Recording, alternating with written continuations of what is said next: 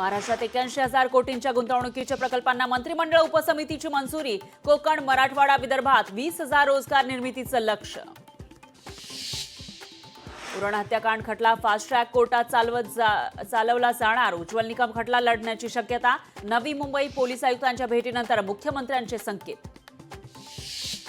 गिरणी कामगारांसाठी 86,000 घरं बांधली जाणार. सरकारकडून घरांसाठी मुंबई, ठाणे, कल्याणसह पनवेलमध्ये जागांची चाचपणी. राज्यातील रेशन दुकानातील धान्य वाटप 10 दिवसांपासून ठप्प. ई पॉजसह सर्व्हर डाऊनच्या घटनांमुळे लाभार्थ्यांना फटका. ऑलिम्पिकमध्ये ई स्पोर्ट्स सुरू होणार. 2025 मध्ये सौदी अरेबियामध्ये ई स्पोर्ट्स स्पर्धा होणार.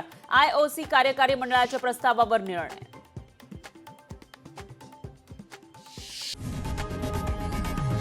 लोकशाही मराठी ऐका, पहा, जागरूक रहा.